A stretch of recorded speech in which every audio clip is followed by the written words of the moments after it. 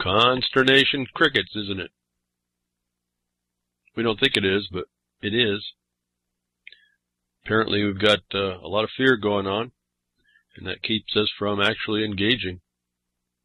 Or we always respond seemingly in the wrong way. We don't understand it's a organized situation that we're up against, and so we have to be as organized, and a lot of people don't want to do that. Before I get too much farther, I think I'll need an audio check. RLM chat, if you please give me an audio check. I've had a serious problem develop right before the broadcast, so I hope I'm getting out right now. Not sure if I am or not. If not, I hope we can get another file running, and then I'll have this on post. I'll continue doing the broadcast, and I'll post it later. This should be for those of you on past cast, podcast, and recast, and you see why on Thursday's recast. This is BTW RLM 219, I believe, and I got a cricket response out of RLM. Let's hope that's a little better. Again, I don't know what's really happening at this point with that. And excuse me for being quiet. I'm still working through the problem. It's I don't know what happened, what's gone on. Just a bunch of things just changed, as they sometimes might. And so let's keep going in regards of. Remember last week I was talking to you about terrorist is us. Is us, is. Thank you, Gary. Appreciate it. Thank you, Vin E. Glad you all could tune in, and thank you for all that tuned in last week through the Spreaker and the YouTube account. Appreciate all the listens. 2 weeks before, I was talking about the terrorist is us, and we got this whole thing rolling on the war of terror. It's not the war on terror. That's what they want to tell you, but it's the war of terror made by those that can foist it on the whole world. And that's only one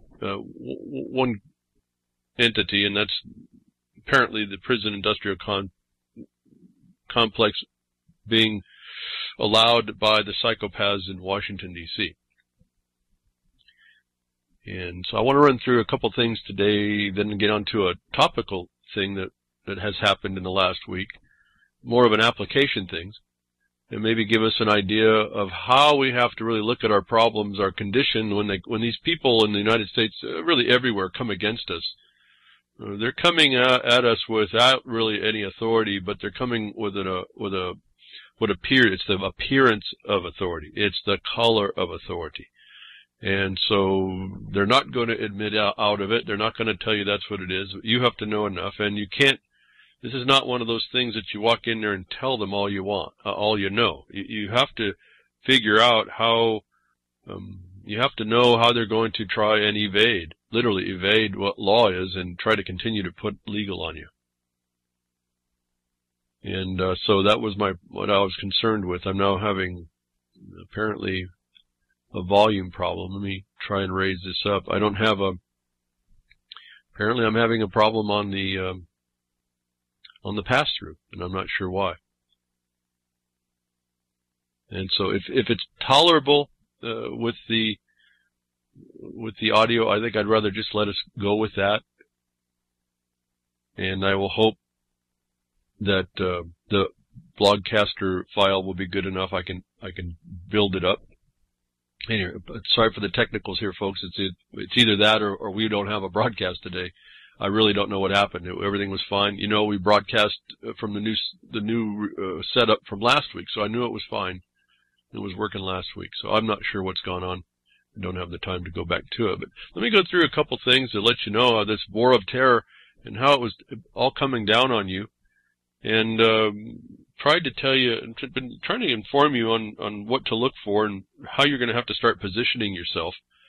As everything gets locked in, and I told you back in 2010, the memo told us they went extrajudicial, and therefore there would be no remedies, there would be no real courts, there would be only you standing against the criminal and doing your best to avoid the worst of what they're going to throw on you. And hopefully enough of us would start coming back together, and it would be the numbers would allow us to help stop a lot of this. And it was going to be the mass of the people, the educated mass, as Thomas Jefferson told us, if we didn't know ourselves, and we probably don't, and we don't agree with that, and we don't really believe in all this stuff, and we will use every excuse not to really engage, roll up our sleeves and engage.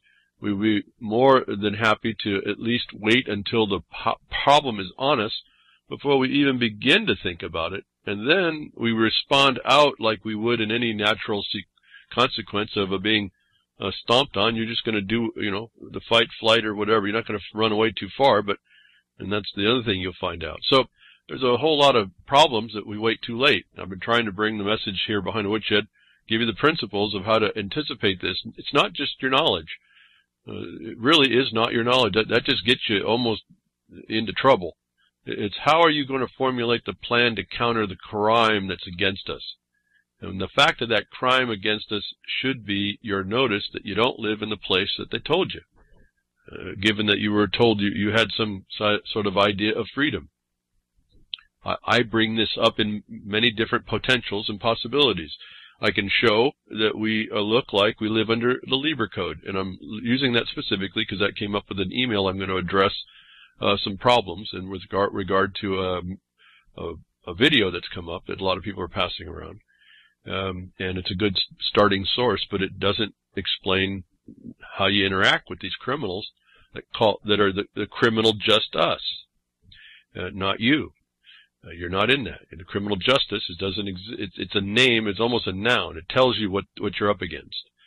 So this whole war of terror was coming after everything you own. Remember, in the battlefield, the usurper, the plunderer, the occupied force comes in and can take everything to aid it. And that will include whatever you have.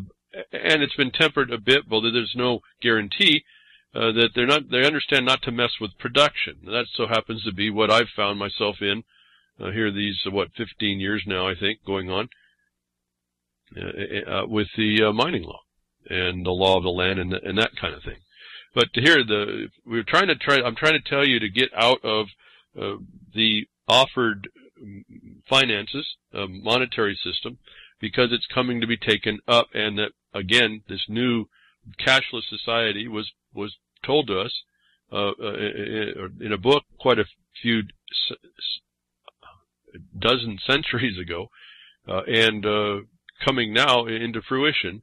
And I told you, be careful, Bitcoin is that part of that trap. Ethereum is part of that trap. I've done another broadcast just here recently about that. In fact, I can't remember now. I just did found an article that was talking about somebody's actually engaging Ethereum. I think a government is engaging Ethereum to become part of their system. So those of you that are more thinking more about that, you know that. So this is what's coming down. But now here we have a news of what's coming. Whether or not it makes it through, I don't know. A Senate bill to force citizens to register cash not in a bank. Violators get 10 years in prison. So now, like they did in gold, to the unknown knowing, back in 1930s, you're looking at the revolution comes around again, it's against you. Now they're going to even take the cash that they produce, this fiat currency, this value that they have in there is going to be something that they want control of, and that includes Bitcoin and other cryptocurrencies.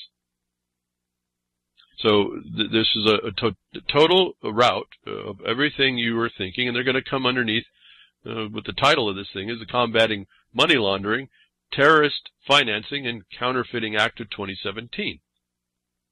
And so it's going to go after everything, and it comes underneath what appears to be the civil asset forfeiture power of this that the states are using, which I told you, that's all federal. It has to be. And I was reminded after, it's interesting how I forget lots of things, but one thing I did forget I had to remind you, I've talked about it a long time ago. We were talking about these federal districts and the Buck Act and the federal territories that the states, the so-called the state of a state name, were these federal territories. You get zip code is the service, the business service is a zip code. It's private registered property of the federal postal service, not the postal office. That's different. The postal service that is a federal district. That I forgot to mention to you that these federal these states that you think there are that are really looking more like another potential possibility and actually provable. Whether or not it's working in any moment is really the question. And so you got to cover that base as well. But remember, the World Fact Book published by or at least given in the website by the CIA acknowledges states are administrative divisions. And I forgot, it just slipped my mind, but I was reminded later on something else that came up right after the broadcast last week that brought that back into memory. That these states, by the CIA, they determine that they understand that these states that you think you live in are administrative divisions, and essentially they're talking from the federal side. So these are administrative problems that we have to work on, and that's why part of what I say is you have to get your records right wherever you go. Doesn't matter where you go, you got to get your record right. And if it's not, and it's not made by pursuant to a plan that you've established, you're probably not going to fare so well. And this becomes the problem of trying to address all these things in all these states and all these different problems that you can get into, with all the potential things you could try to do, and then in face of this organized criminal syndicate that looks like it's legitimate. Well, it's legitimate, fair enough. It's not, but it's not law. It's an imposition. So these states, the administrative divisions, I was telling you, there's no way that the civil asset forfeiture, which is rooted in admiralty, could be administered by the states that we think. These are several states is how it's termed in most of the code. The several states of the Union, I think even more appropriately, that those states cannot do admiralty or civil asset forfeiture. They must be federal jurisdiction. And when you go to the point that the states are, by the CIA, are administrative divisions of the federal government, then it makes more sense. The Buck Act states, or the veneer, as I talked to you before. Again, you're going to hear this come up in a video here in a few minutes. I'm not going to play the video. I'm going to refer to it.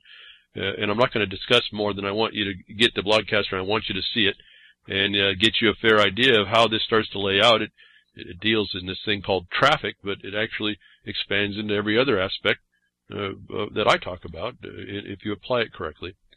Although I'm not fully agreeing with all the content of the video. I'll get to that in a second. But when you start laying all this out, there's now going to be a law that's going to ask you to tell the government everything you have, and they're going to put it underneath this idea that there's combating money laundering, terrorist financing, and counterfeiting act. Now, my problem with this is that we have proof and record, and the problem we have is we now know that there's no real court to go to, and so that becomes the final problem. So you really don't have a remedy.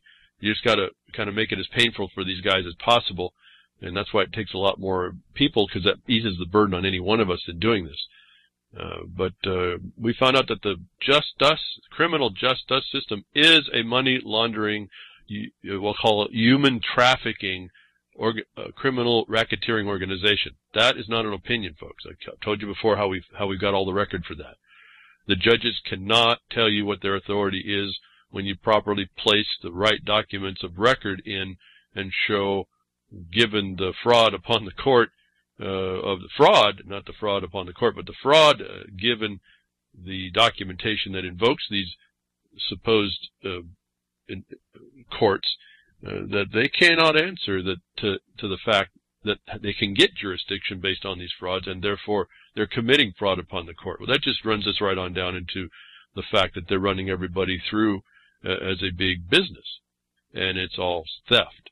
It's all plunder, and we call on land booty, given these are federal asset forfeiture proceedings in admiralty. And I'm not going to get into the admiralty side. I've already told you a little bit on how you have to position yourself there. Again, making that record, and that's where the land law came really important to show that part as well. And I've talked to all about this.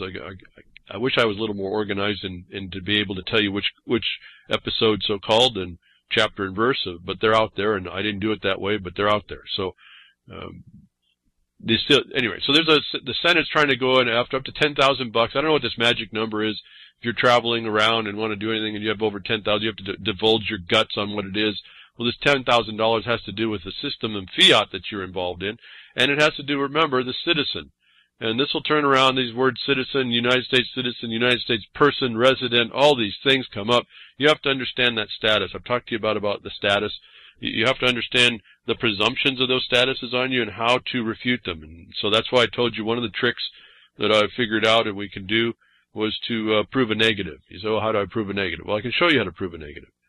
When you're dealing with a fiction, you can easily prove a negative in the regard of you also have to get it from the one who's speaking the presumption against you. So word to the wise, you want to stay in these cryptocurrencies and cash, and you don't want to get into specie as money and do your private contracting so that you also have an impairment of contract problem for the government that comes against you, and other things, ex post facto impositions and all these things that you can point to an objective basis, notwithstanding the occupation and the usurpers.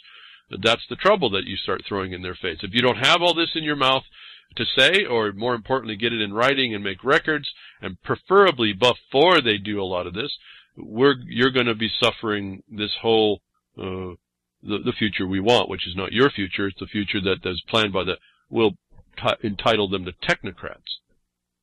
Why they want to go to cashless, why they want to get into digital. Another thing, now moving over, we talked about 2 weeks ago, the terrorist is us, is the U.S., is Israel, United States is this bully in the global bloc.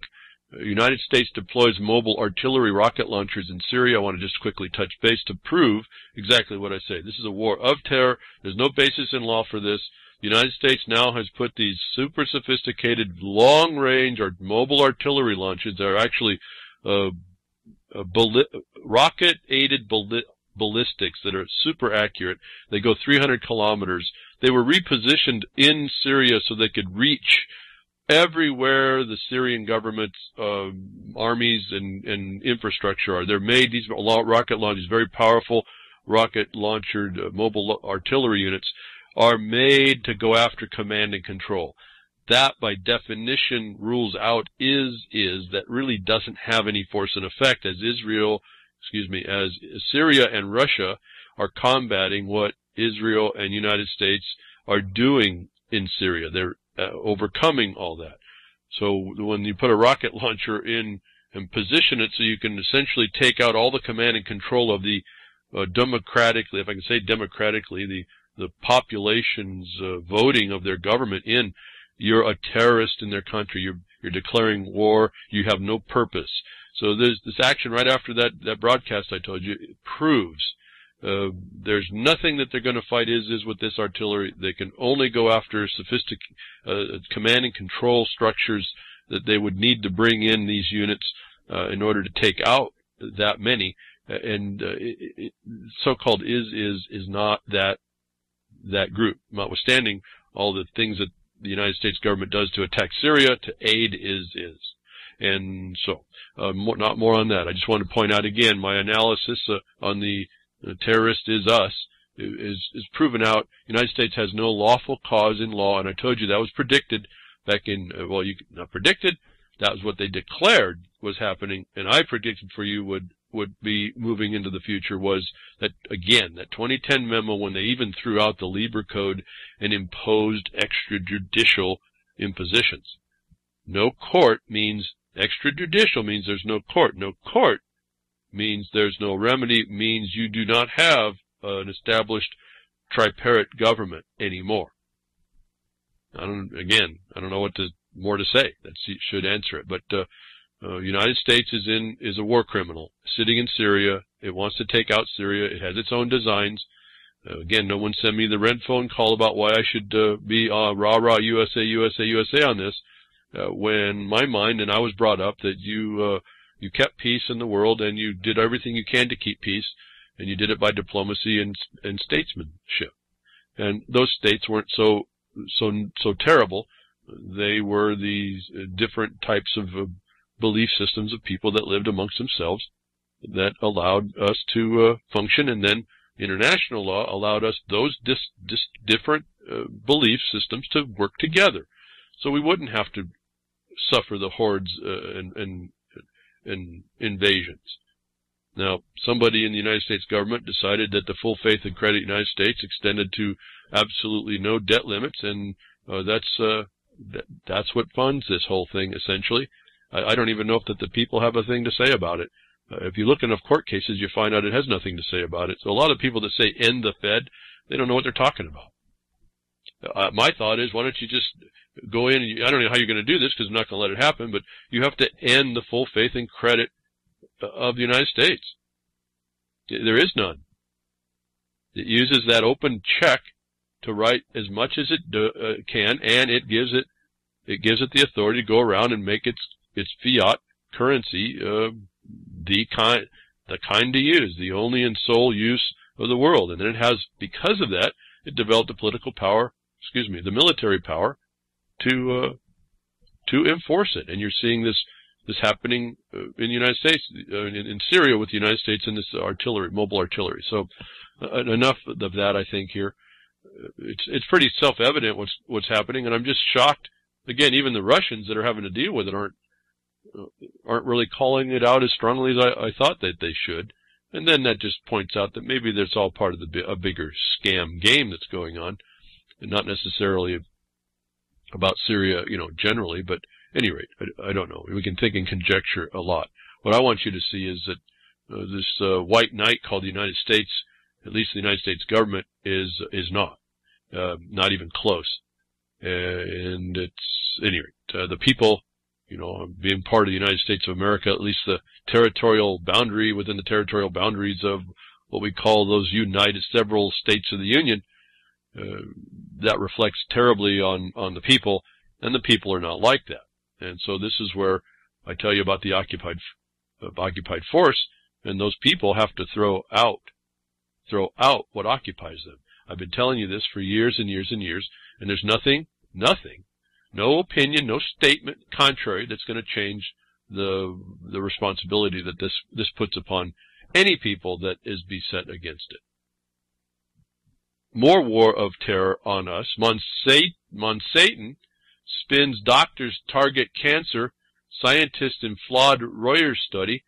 Again, we find as people are reading, and this is one of the cool things about the internet, we can look at all this, and people can go out and research all kinds of interesting things and put it out there when you make your findings. In a well-orchestrated, highly coordinated media coup, MonSatan Corporation and friends this week dropped a bombshell on opponents who are seeking to prove that the company's beloved Roundup herbicides causes cancer.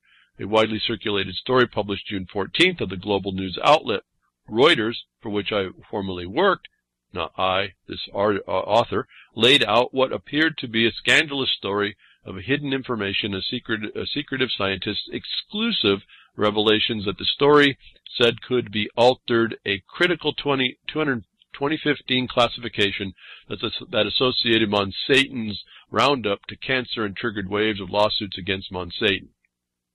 It was a blockbuster of a story, and was repeated by the news organizations around the globe, pushed by press releases from MonSatan-backed organizations, and trumpeted by industry allies like American Chemistry Council. It was also flawed and misleading in a number of critical respects. Author of Reuters report, Kate Kaland, who has a history of cozy relations with the group, partly funded by agrochemical companies' interests, the piece accused the top epidemiologist of the United States National Cancer Institute of failing to share important scientific data with other scientists as they were all worked together assessing that the herbicide glyphosate for the International Agency for Research on Cancer. That group reviewed the wide body of research of glyphosate and determined in March 2015 that the pesticide should be classified as a probable human carcinogen. And this story goes on and on and on. And what ends up finding out as we go on and on and on, and sometimes I wonder if these people just write this stuff just to make you tired and bored, the so-called independent review was not actually independent, and the one touted by mainstream media that was supposed to be independent was not independent of MonSatan's influence. And so again, the story again is the United States government is a war of terror against you, and it doesn't care to step in to stop this nonsense. And we know we've heard about the revolving door. I bring this stuff over this long time. This is my PSA side for your health. If we don't have our health and we don't pay attention, they're going to control that, and and they're going to control how you're going to exist and how functional you're going to be. And this becomes part of the power and the dynamic that goes on for you to be healthy, contrary to what experts say. So moving on, and what the FDA does and won't do. The FDA, remember, I was talking about this intravenous vitamin C. Well, and I think I got this from Gary L. On a link. FDA quietly bans the powerful, life-saving intravenous vitamin C. How many weeks was it ago I told you about that article? I got another link. We'll see that again, where the doctor, Norfolk doctor, was curing, I use the word curing, sepsis. Now, this article doesn't talk about its use in sepsis. It talks about it in using in other things, and it gives us an explanation that there was a shortage, and the FDA stepped in to shut down, and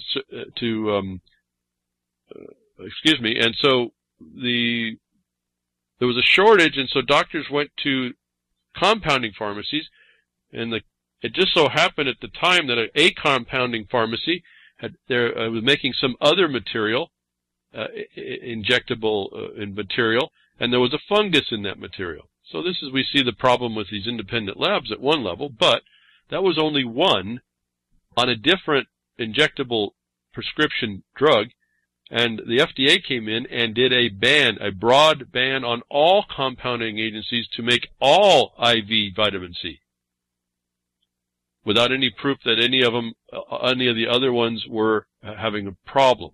And so what this does is it puts pressure on the availability of all IV vitamin C, and the doctors can't go and get that vitamin C. So when we found here already that a doctor has cured sepsis, and they use it for other things, and this was also other injectable minerals, the FDA shuts it all down, that they're shutting down a viable cures for you in favor of the pharmaceutical companies. It is a war against you. Now, I didn't read any more deeper about how this worked. I just know in my comment to, I think it was Gary L., was the first person anyone that dies of sepsis, at least of sepsis, should give a premeditated murder charge on those making the decision to stop making such a broad ban on all compounding pharmacies for injectable vitamin C. No, that's just an opinion, I suppose, but some of you all should be ready to go make those big nasty noise complaints against the agency and against the Sessions, the Attorney General, and send letters and say, why are you allowing this? This is a violation to people. This is not health care. This is actually premeditated murder. And so crickets are going to win the day here, folks. I'm just telling you. In a place, in a land that's occupied by these psychopaths, crickets are going to win the day. And you're going to really, eventually at some point, really not appreciate that point. I don't think at all. A game changer. Study finds 100-year-old drug reverses autism symptoms in kids. Your little goats can have your symptoms of autism reversed. And just a little story for you. I didn't want to get too deep. Just the fact that you got a kid with autism, maybe this could help them. This little old drug, actually. It was, what I found interesting, what really caught my mind was this drug called Suramin was first developed in 1916 and used as an anti-parasitic drug for treating African sleeping sickness and river blindness. And so now there's some side effects, so don't think this is a cure-all, but it could help, and it does, and they say it does help, and I suppose, watch very carefully, it could help. A single dose is all that it takes. One of the other problems is it doesn't last forever, so it's got to be continual. The point is, it is addressing this symptoms again of autism. And what I found interesting was that it's kind of got me thinking of quinine and malaria. It's going after sleeping sickness and river blindness. And what might they be putting in these vaccines and these other chemistries that they give us that changes DNA or that alters our biology, and that what's involved. Remember, the FDA stopped the one compounding pharmacy making an injectable pharmaceutical that wasn't vitamin C, is something else, but they used it to ban. They used that fact that it had fungus in its vaccines. Where does that fungus come from? That was thoughtful. Why didn't they figure out how to get rid of that? But here it is. What are they allowing in these pharmaceuticals they allow? What are they allowing that would cause symptoms that a drug for sleeping sickness and river blindness would help to alleviate? I think, gets your mind over to monkeypox and things like that. They're putting stuff in these pharmaceuticals that again are not good for us. They're allowed to go underneath the radar. Big bucks. They get you to be in the revolving door, stuck in the revolving door of side effects in pharmaceuticals and the big costs of that. Then they got you trapped. You're going to be focused on your little one. You get involved, you're going to be in that. You're not going to be of any import to anything important.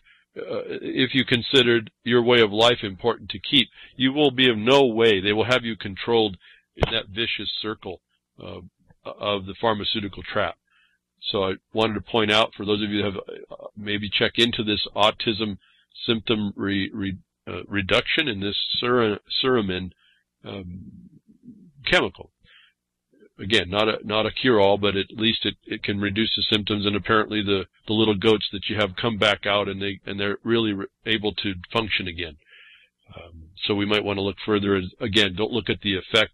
What's causing a condition in those kids, the little goats, when they get injected with the vaccines and other things that makes a sleeping sickness remedy work on them? May be a place where we might start.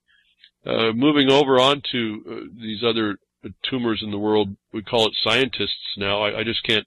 Not that I don't like all scientists. That's not the point. But the consensus scientists here.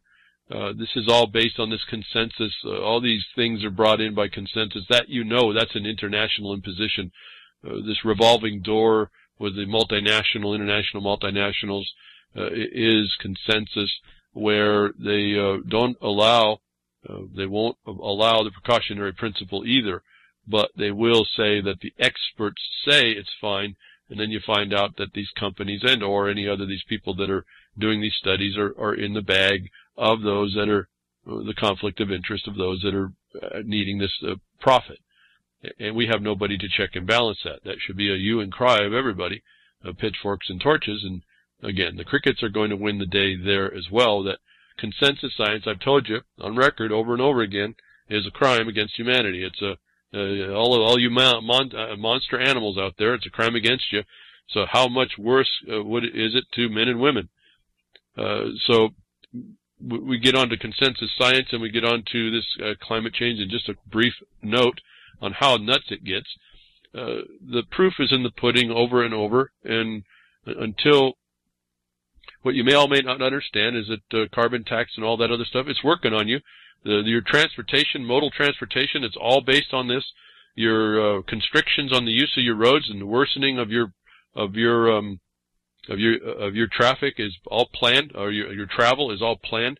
And this is all kind of where it starts, and it starts from people who claim to take the title of science, and they're really not, or consensus, and that's a process of destruction, and people don't understand that.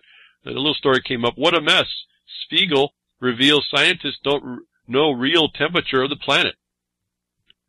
The German-based European Institute of Climate and Energy, EIKE, that is now obvious. Nobody really knows the real mean global temperature is, and that claims that the planet is the hottest it's been since measurements are not making any sense. In 1995, it was 15.4 degrees centigrade. Today, we are told it's 14.8, a new record. No more talk about it. Again, this is just the crux of what I was telling you. This is just a relationship to a statistical relationship to a hypothesis that hasn't even, to a ratio of a hypothesis that's never been proven. And we see by their own promotion that obviously 14.8 is not more than 15.4 happening in 1995. 14.8 degrees centigrade happened in 2016. They're claiming it as new record. These people are absolutely crazy.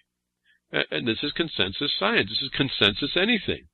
As long as you buy into the outcome, you're going to be given the kudos, and everybody that doesn't believe in this is going to be a mental retard, have mental problems, and be a heretic outright. And as long as you, again, the crickets will win. The crickets here are going to win because you're silent on this nonsense. Now, they may have the right to print that lie because they have a freedom of speech, but you don't have there's no need for you to buy into it, and you have every right to respond to condemn it. I don't know why more people don't. The problem with this global mean is that we don't have the scientific, well, we're trying to do it with satellites, so they can't do it either. They have problems with those. Trying to have enough thermometers everywhere to get an actual good sampling. It's just not possible even yet, even with satellites. So they can't do the global mean. It's just it's just an average. It's just an average of whatever measurements you took. It doesn't mean it's accurate. And we have a problem with measurement. I've told you this over and over and over. The biggest problem with an electronic engineering analysis for powers and consumption and inputs and outputs is how you take your measurements, what you're doing into that circuit, how you interfere with the circuit. Are you even measuring what you think you're measuring? Is your system actually seeing what it's supposed to be testing? We don't know. It's a big wild guess. You just try to have the next mind that can see, oh, well, wait a minute, we had a little bit of a problem. When we put our input here, we made an inductive or capacitance addition to the circuit, which had an effect on it, which changed our output. The circuitry we use, the math we use, looked accurate enough, but it's only within a certain range. Now we have to have a whole bunch of different types of power units because we don't know. Some are good at 100% to give us top end. Some are only good for 75%. Some are only 72.3% because we don't even know what we're doing. Then it's all limited by the technology itself, the accuracy with which we are receiving this stuff. And so they don't have enough to do the global mean. And so all they can actually tell you is the highest temperature at some measurement was taken somewhere. And in 1995 it was hotter, and yet the publications today are saying a lesser temperature today, or for last year, was the new record. And this is the lie that continues to go on that I don't hear many people really calling out. Or they call it out and then they be quiet about it. They don't really rail about that. Even this point, how can a 14.8 degree temperature in 2016 be higher than a 15.4? I don't even need to get into theories. I don't have to get into science. I don't need to get into anything. Who's the lunatic that believes that? And who are the scientists that believe that? The consensus who are these people? Now, when you question them, they don't want to answer you. And that's right where you know you're right on. That's where I go. When I come into a place and I've got my research up and I've done it right, and you go talk to someone who's a pretender or a criminal, or didn't know they were a pretender or a criminal, they have to shut up, and they do shut up. Now, the problem will be for us is on the other side where that seat of decision can't remain silent, and then it does, and then that silence causes a problem. And so we have a different angle to hit on all this. We have to look very carefully at the territory, as I call it, our battlefield. And I will say it again, whether you want to believe this or not, we all are thrown into these battlefields naked. Absolutely naked and unprepared. And I don't know what to say more than that's the fact. And we can make up a difference. We can make it up that it's different, but the fact is it's not. We can put our head in the sand and make up stories too, and fairy tales and unicorns and rainbows. That's just us making excuses and telling ourselves dangerous tales. And thank you, P. Bunyan. As I look down one little line, got to mention Happy Father's Day to all your dads out there, fathers. Happy Father's Day to all your fathers and your dads. This is on you, too, folks. All you fathers have got a responsibility. It didn't end. Remember, you know that. It didn't end. All the fathers also have to step up. They're doing this to your little ones. Your offspring is being harmed. just think if I get lost in some of this conversation, these thoughts that we have, we really are harming ourselves, and we didn't stand up to the responsibility. They didn't make it easy, but that's not an excuse. And I don't know what to say more. I have to shake my head. Anybody that comes up with any kind of an excuse not to engage is, I don't really know what to say to that. There's no excuse. It doesn't, even if you have coming up with an excuse, that's not an excuse enough to not engage somewhere, somehow. Waiting, delay is harm. Even delay, if you get into law, delay is injustice. And there's an interesting thing that they don't find out about the delay, and they won't admit. You know, we've heard about the speedy trial. When you start looking at, when you start getting into court cases, you find out they don't care about that. You have to go in again and say, well, I guess then it may be that I'm not in that constitutional frame. Maybe I'm not before people that recognize that or care to recognize it. And if that doesn't straighten you up, to have a rethink, I don't know what to tell y'all. This is exactly the fact. I don't know how many cases I've been worked on to my own and some others where the speedy trial provision is ignored completely.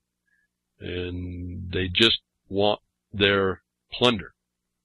And so that is an education. You find out that, and then you realize that's the reality, and you kind of waste your time figuring that one out. And the next time you understand that's the point, and you don't rely on it so much. What you do is you find out the evidence that you need in order to show they didn't intend to follow the law. And so we change the focus on what we're doing. And this gets me into now this video. It went around to quite a few people that I know of, and a few people talked to me about it. I sent it back out, and I want people to see this, because the woman that's talking here in this video she's a researcher, an applier of her research like I am and have been. I won't say that I completely agree with what her positions are, but for most people who haven't heard this, she does read some laws out of California, which are very instructive. I appreciate California in a large part, because if you just slowly read their vehicle code, their so-called traffic code, they will tell you exactly in there. It's not like others. It's not like other states. Like Oregon is so obscure. There's only one. Well, unless you read enough of it, read the motor vehicle code, you really are hard pressed to see that it's a commercial code. You have to go to the rules implementing the code, and one place. There's only one place I've found that it shows that it's specifically relating to business. The whole code specifically relates to business. So each state handles their contrivances, their obstruction to your clear knowledge differently, and each state handles its corruption of that court its own way too. And so you have a lot of things that have to be considered in this. So I want to get on to this woman who drives without license and tells how. There's another Jerry Day video, which I appreciate Jerry Day a lot. Never talked to him. His account on YouTube is Mini Van Jack. Just pointing it out so that you can go to, you'll get the link later if you want. But I want to point out Jerry Day, to all his credit, of making his concise statements and intellectually straightforward comments. In this video, he doesn't understand the subject matter at all. And I don't want to go through the whole video. I'm just going to hit a couple points. We could talk for quite a bit on this, and it depends on what you're up against. But we start out with him introducing this woman named Jackie Fig, I think. Now, she happens to be an English woman in California. And she's gone through the studies, and I can, listening to her, I follow my own trace and knowledge of years and years ago. She found out a lot of the same stuff I did, the way it works, and so I have no problems with that. The things that you won't hear in the video is really what to do about it. You have to understand the she's touted as a hero, which I suppose she could be considered. She's not the only one, folks. I know dozens of guys and a couple of gals that have done this, and it all turns out to be ultimately the same end at this point. You'll realize she's gone through. Don't miss the fact that all the jurisdictions have beat her up, and she's still standing. And the point is that they're still trying to beat her up. And she gets you go through these cycles of lulls. They leave you alone for a while, then they get you again, and then they go to lull, and then they leave you alone, and they get you again. And your life is a perpetual harassment. And so you won't get out of this video what to do about it necessarily. But she goes through this process and explains for you, not only that she hits the Buck Act, like I've told you myself. She doesn't hit the occupied territory, but that's a consideration. She hits who this law is actually over and why. And you need to hear that. Whether or not you ever do anything over that, you need to hear what this is about this state imposition is about, this administrative state imposition. Because that starts to form in your mind that jurisdiction that we talk about, that I keep telling you they have to stay within, and they have no right to drag you in, but they have the presumptions that assume you in, and why you have to fight the presumptions for your benefit. Now, she doesn't talk about these things, but this is why you got to get the basic knowledge before you can start understanding where I would take this beyond. One thing I didn't understand in this is where she understands later, she tells you that she knows about the so-called straw man, and those people that have researched that don't get all lost up in it.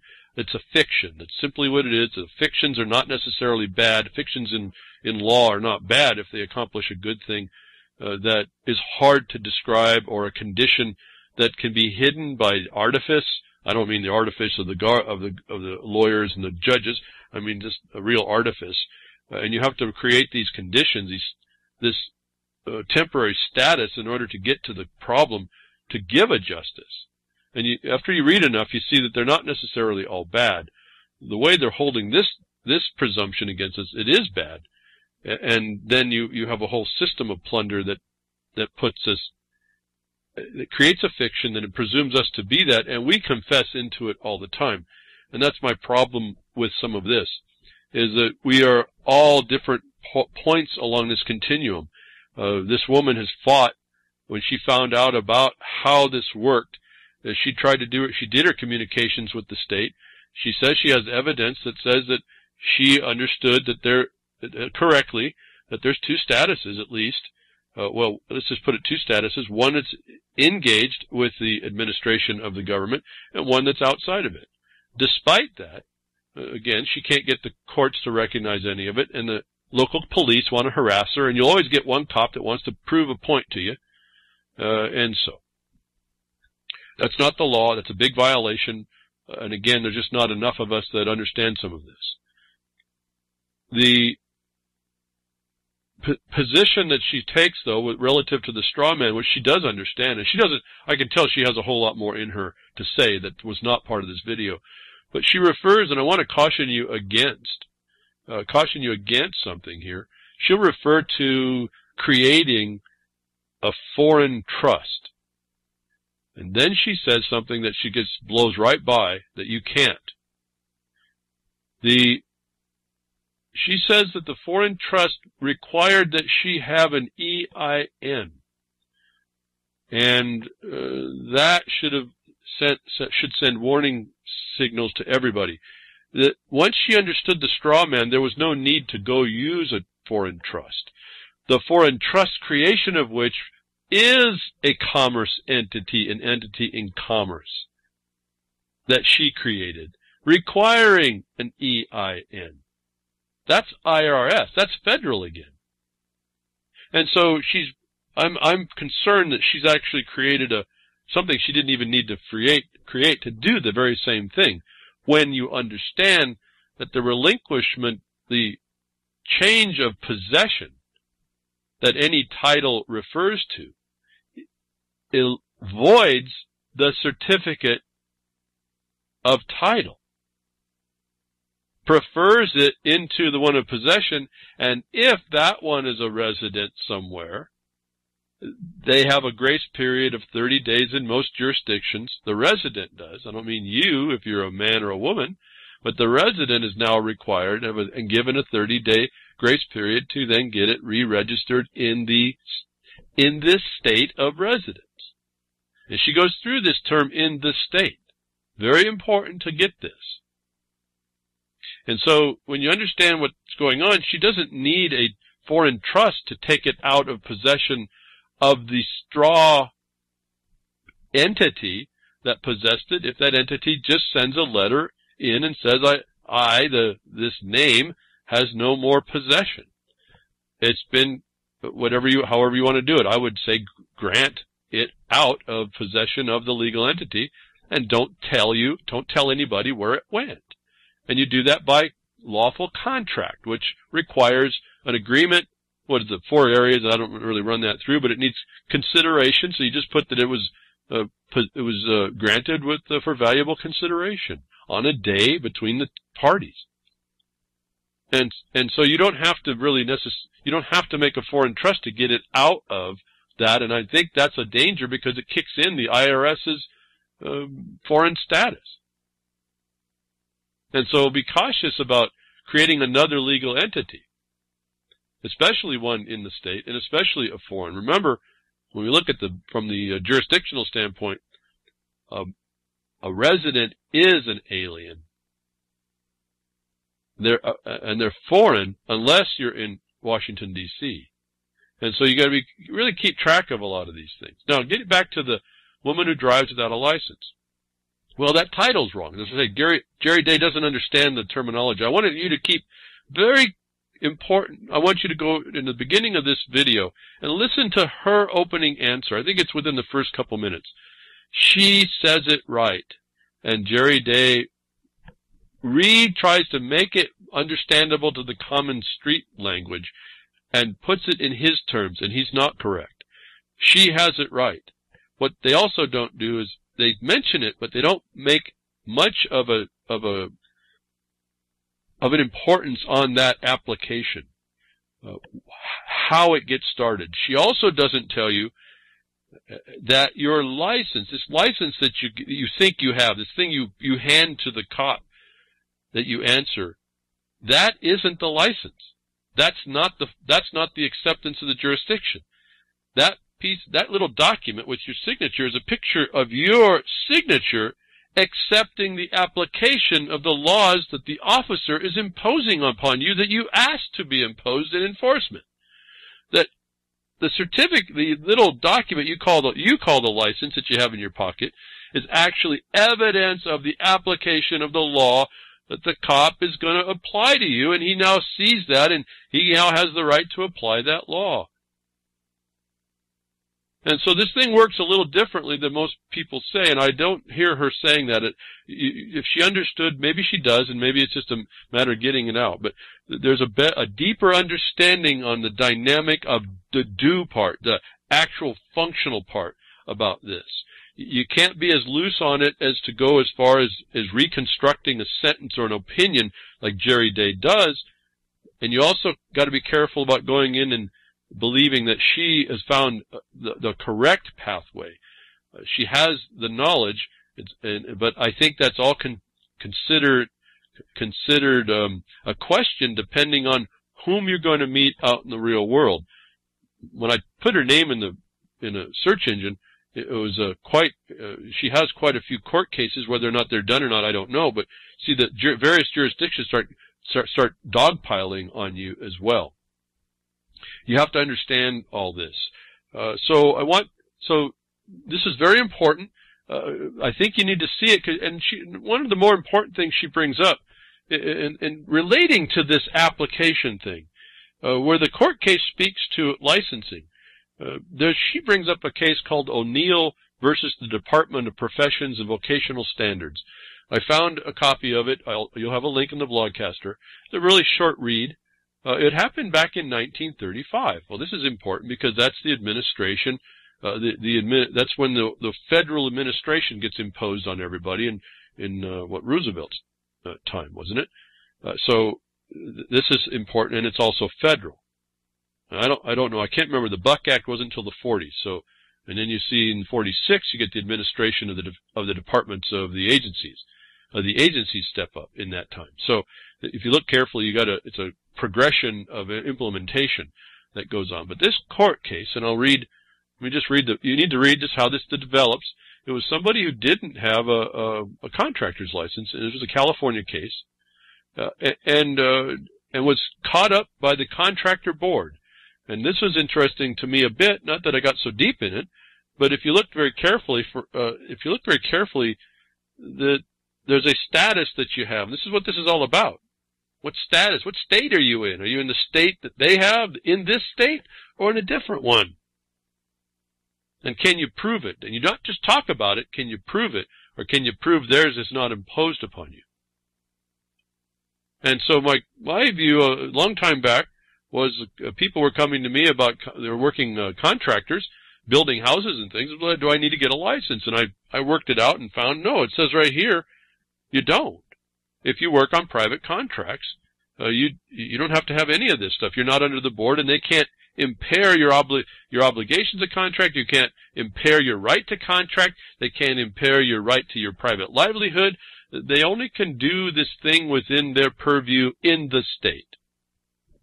And that didn't matter whether or not that's the occupied state I could find in 53, whether it was just a rogue occupier generally, or whether it was the federal veneer that set over, or if it was a different style of federal administration. It didn't matter. See, because there's this underlying vested property that each one of us, men and women, have. That this court case speaks to the fact that there's a separate nature, and it says, essentially, well, let me read it. We think it is clear that neither the Department of Professional Standards, nor the Bureau, nor the officers provided for by the Act herein under consideration, nor any other official acquired any jurisdiction of petitioner to consider or make any order, and that the order made is null and void. This, of course, because petitioner herein was not a licensed contractor at the time of the proceeding, which is precedent necessity before any action is authorized. The judgment of the Superior Court is reversed with direction that it adjudge and decree that the order made by the Registrar of Contractors be declared null and void for lack of jurisdiction. What is our first question to these people? What's your subject matter jurisdiction? He may have it, and he may be able to try to attach it to you, but if they don't have the jurisdiction up front, and you can challenge jurisdiction at any time and repeatedly, given the status, the facts that it may come, these administrative functionaries have no jurisdiction to make, and no power, therefore, to make an order against you. What this one case she brings up is very important when you start to understand about not having the license and what to do. That brings my mind to another thought she says. She refers to, and this is California law. Again, California law is pretty clear. It doesn't translate to many other states, but it's really clear in California. So you see what it pertains to in California. You just got to kind of work harder to apply it in other places, but you're going to be up against the plunderer, the non-independent of the state plundering agency, which you'll find out the courts are in this capacity. They'll deny it. This has got to, I don't know, see, people who haven't argued this don't understand all this. You can argue exactly what she says that she sees, and she'll tell you, and she'll read it right on the statute, the code, that these are commissioners of the administration of the Motor Vehicle Code, not judges. These administrative commissioners. You go and challenge that. For the most part, I've never seen the court agree to that. They will say that they are not administration, and in the administration of the Motor Vehicle Code. And so that now when you see that and you realize that, well, the statutes say one thing and these people are saying something else, you're in front of a criminal. And they have the power, they have the power, the force, the violence and power behind them to make what that signature on a piece of paper says is so. And this is the real problem for us. But wanted to point out that it does require the application. You can't get the license unless you fill out the application, and that required your signature. And what she says is that she's now identified a form, and I only want to call your attention to it because in the words of the video, I'm going to conjecture something which I don't think is so conjectural, that she tells me what this form is.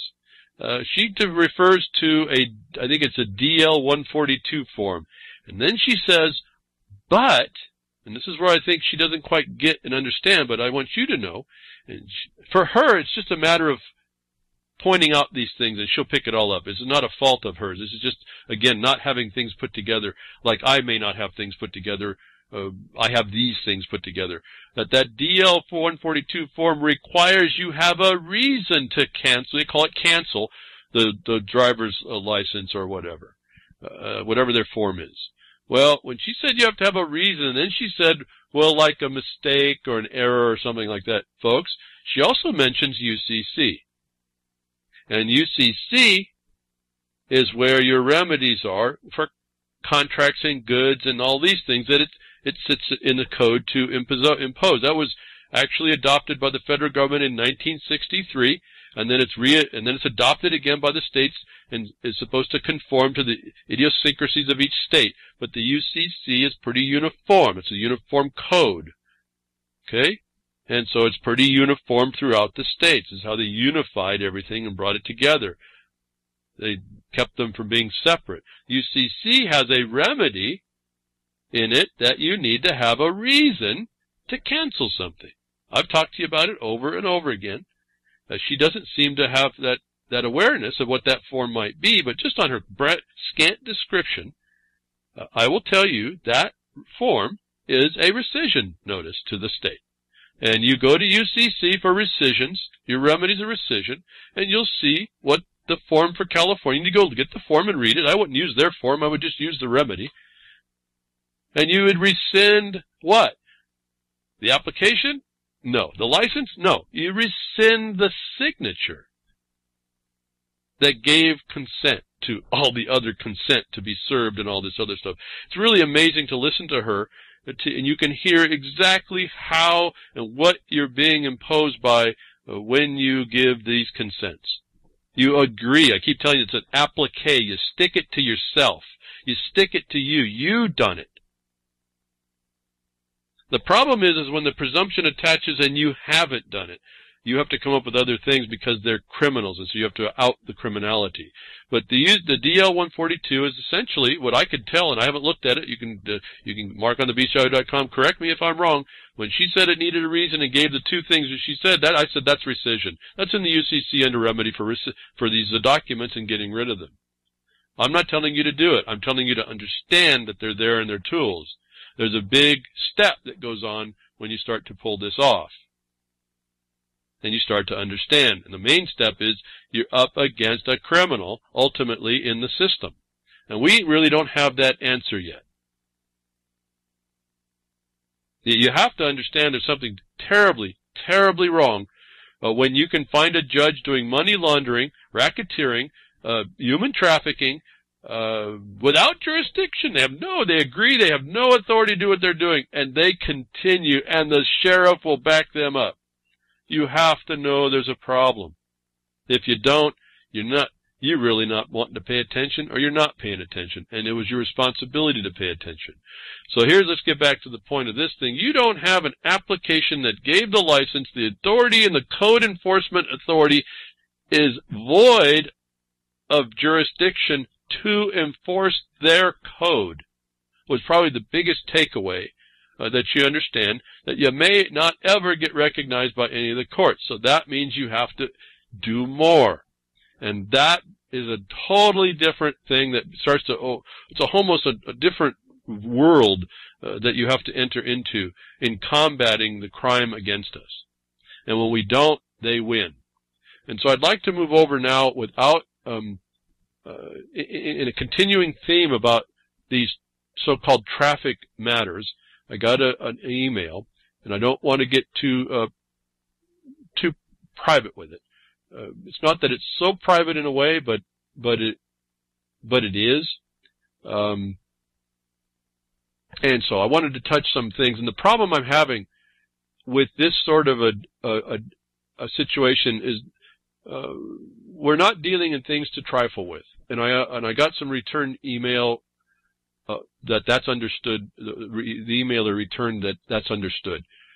And so I really, because it's not to trifle with, it's not just something that I would analyze and here's what you need to do.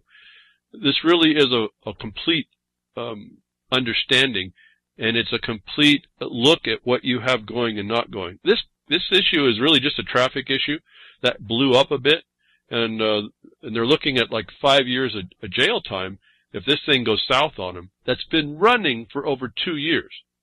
Now, I got bored with it all at 8-9 months because I figured like you can take these things out forever just about.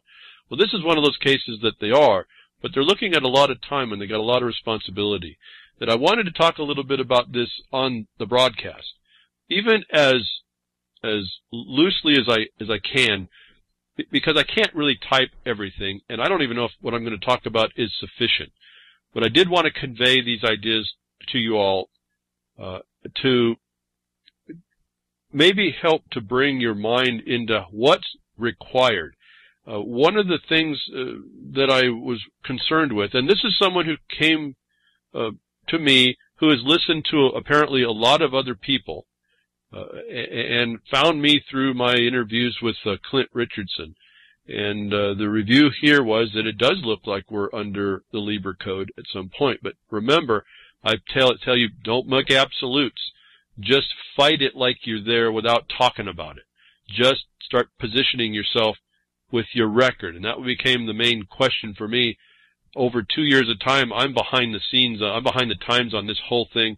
I don't know what's happened. I don't know if it went right. I don't know if it went wrong. I'm a little bit amazed that it's gone for 2 years and it's still going on, except that enough was learned in order to keep the problem in the air for the court system. They really do it wrong, and you can find them out. So since I didn't know where we were, and I don't know whether or not it's there's been a plea made, I can't go on and say, well, no, you need to remove your plea. That has consequences potentially too, but that would be something I might look at now that you see 2 years down the road and they aren't doing anything except for delaying the case. Well, delay now, speedy trial and delay. If you can show it wasn't based on your problem, you can hit them with delay with speedy trial, which they don't listen to, but at least you make the record. So what's this record I'm trying to look at in regards of, well, the woman says that what she's found is that there's these two, I'll just use two statuses. One is within commerce and one's not. She also doesn't talk about what I tell you about is this underlying use of the road by the grants of Congress, and then the additional point where I say, why don't you make a record of whether, and in some regard, challenge that law imposed upon you is contrary to the United States grant of the highways to Congress to you. See, those laws, those state laws can come contrary to a federal authority. And so this is another document you would throw in, and it would be like a show cause. My view on this is that because he's having trouble with the judge, and there's been some judicial complaints here, and they don't do anything, and that's par for the course. See, I'm looking at a lot of things that we've all done that really come to no end at some point, is to put even more pressure on them, is that you start doing things like the quo warranto. Given you don't have a citation that's clear, that they did put that paperwork in, although they didn't ask for the verified complaint. So I asked them that. You should put and that's what the woman says too. The lady in California says demand a verified complaint. That's where the complainant declares the harm to them. That's where you get to your victimless crime thing. If there's no valid verified complaint and you can find in your state the statute requiring it, then you don't have a complaint before the court. Then you go after now you got that record, then you go after the judge for jurisdiction, which a quo warranto is nothing more than, how do you have jurisdiction over this complaint that isn't verified? How do you have jurisdiction over the case and me? This is not a territorial argument, this is the personam argument. And so, with all this knowledge this emailer has, it seemed to me there was almost too much information and not enough taking that information and put it in a cohesive plan on the step-by-step process of making a record that clearly shows there is no authority, not by your opinion, not by your assertion in question, but the evidence presented into the record. One of my questions is, I told you, how do you prove the negative? Well, this is a legal entity name. I'm not going to get into all of that. So I was thinking a long time ago, and I've told you about how this worked out. How do we prove that negative? How do we say we're not that thing that doesn't exist? Well, it's interesting now. We can go to the secretary. I've done this by letter. Now you can do it on the internet. You go to your state Secretary of State's office and type in the name that's on the citation, and get back from the Secretary of State that entity name, in all caps and whatever, don't get lost in it, just put that name. Put it in, and it'll come back more likely than not that name is not in the state. Copy that from the website so that you get exactly what you need as evidence. And I'd copy every name, and we've done this, copy every name from the Secretary of State, and you show that name does not exist in this state. And I'm referring to that term because that's this state that the lady talks to, that she doesn't talk about this, but I'm showing you how you don't have to worry too much about you being the man and the straw man being the fiction. They have jurisdiction over the straw man by presumption to benefit that. You have to just show it doesn't exist. One of the quickest ways I know is to get a Secretary of State to say that it doesn't exist in the state. You then make an affidavit that you got the information from the Secretary of State, and that you can go back to UCC. You don't need notaries and stuff. You just make an affidavit. You're supposed to be a man or woman of your word, and the presumption is that you are, and you are innocent. Remember that recent Supreme Court case that you're presumed innocent?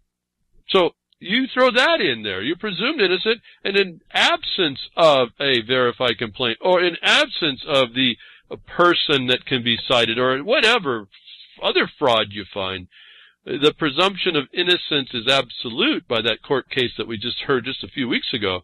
And you bring forward the fact with your evidence. There is no name like this in this state that can be cited. The officer's committing fraud, and that's perpetrating a fraud on the court. What's fraud on the court but a denial of due process? Why would you expect a verified complaint from a charge of a name that doesn't exist? And so asking for a verified complaint doesn't get at the point. And it's not you actively engaging the record to show it's not possible. So you're not going to get to all that in that video, and I'm hoping you're hearing it's not that. The big deal is they'll ignore it. The point is that your record shows they don't have a right. Now, where are we going with that? Once you can do, and I do a couple of layers of these violations. Like I told you, we worked out the money laundering. We worked at, it was like stealing the bail when they couldn't show a complaint that had a cause on it that was arrestable on an officer that had no thought about what his jurisdiction was. How do you have a way? See, this is the other problem. Remember, the courts gave the cop can make a decision that's even wrong and contrary to the code if they reasonably believed it. When they say they have no subject matter jurisdiction, they don't understand what you're talking about, subject matter jurisdiction. They don't even have a basis to not know or to wrongly know. If you get what I've been saying on how you attack this, that eliminates even what the Supreme Court allowed to the cops. You're defeating the occupier as well. And the question that was raised at the time with this emailer was, I'm not proceeding in commerce. And the cop didn't understand.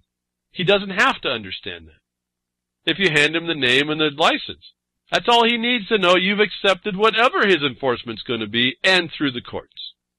And so that's not a proper question. And here's another thing that may not be understood, and I've said it before here. That when you make an application and get it accepted, this is all part of you got to look, there's some absolutely required steps that are going on here. When you see those absolutely required steps, then the government's doing it the way they have to, and it's lawful. Right? Even though if it's only legal, you've asked for it. That you put in the paperwork that you want the law to apply The evidence that you've done so is in your so-called license that shows your picture and your signature. That's you, and you consented. And they don't have to understand that you're not in commerce or what that means. You've said you're in commerce. And inside that account that's established, there's a two-part account. It doesn't matter that you're operating not in commerce underneath the license. They make a provision for non-commercial travel. But you are accountable for it. These people are pretty sharp how they set this up. So you can't use the question of not being in commerce once you hand them the answer that you have applied this for commerce, but that you're not necessarily in commerce then. It doesn't matter. They just put that, and I think if everyone were to look, all your records would be for everybody that's not in commerce would be on your non-commerce side of your commerce license. The one you applied to yourself, and they took you at your word that you were in commerce in this state. And so you got to be careful about you've already confessed yourself in, you got to be careful about not mixing up and sounding ridiculous and frivolous when you realized after the fact, well, I really wasn't in commerce even though I've got this paper, and you try to straddle that fence.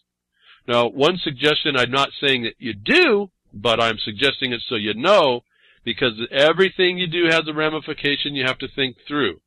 Is you would, what did I say about the rescission and cancellation of your license? Well, why don't you consider the rescission in the case? Consider it. Don't do it. You got to really consider this. You really have to think deeply on this. Consider the rescission of the evidence they thought they got you in commerce, and write up a rescission notice that shows a couple things. One was a fraudulent non-disclosure of the jurisdiction that was imposed, or that would take away your right to use the highways as Congress intended. How about non-disclosure, fraud, and then maybe even just it was a mistake?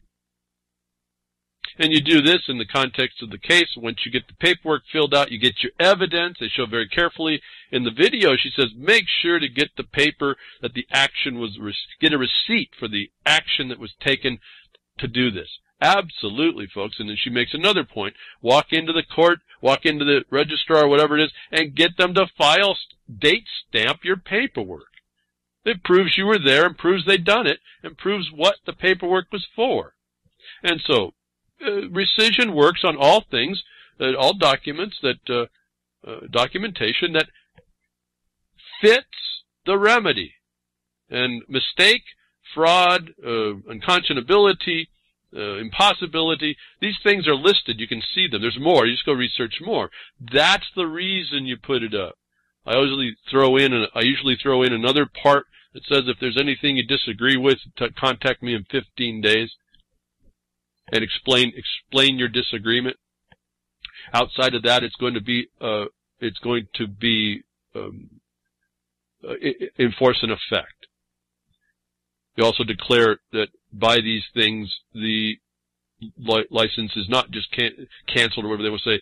It's void as a matter of law from the time of the signature, from before the time of the signature.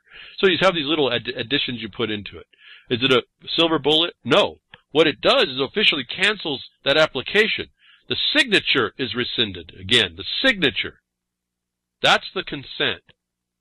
And so then you bring that as an evidence, and now what do they have? They've got something they acted on, maybe in good faith, the ramifications of this, and they would maybe exonerated from any wrongdoing. So you got to be careful, but you will get a proof in the record that that's not applicable to you anymore as well. So you got to weigh what you're doing. I can't say to do it. I don't know what that's going to do and how that flows out. You are going to be dealing with the people factor, human factor here. They turn into beasts and animals. We don't know how they would respond. I'm not saying don't do it out of fear. What I'm saying is think very carefully on how you're going to do this, what you have as backups, what you're going to do in the main thing. I'd be looking up habeas corpus and have a habeas corpus made with my signature on it. I'd get into this. I'd have a couple of them, and I'd have people that could send them in to the right courts as well. and then you're arguing that they have no jurisdiction and it's retaliation, harassment, whatever, plunder, trafficking like we did. They just want your money. That's money laundering. They can take it through a color of authority. Now let's get to the colors of authority. Every record you have that they have no authority to maintain authority and they continue, your state law should have under theft by extortion, under color of law, or coercion under color are felonies. You incorporate those if it gets nasty, and I'd put those up pretty quickly, especially if cases been going for a couple of years. What you're doing is you're not leaving a question. Produce the verified complaint. I need to see it timely. If it's not 30 days or whatever timely, then we're going to know that it's not there. You then move on the fact and presume that that's the fact and the truth, to move to dismiss the case for lack of jurisdiction. Once you've did a rescission on your signature, you remove the case you move the case to dismiss for lack of jurisdiction. This O'Neill case tells us that. I was never in as a licensee for this official code to apply. Now, the problem with all this is if you're given, we see it's an occupied force, you want remedy against them. You want to hurt them bad because of what they did. You go to jail because of what they done.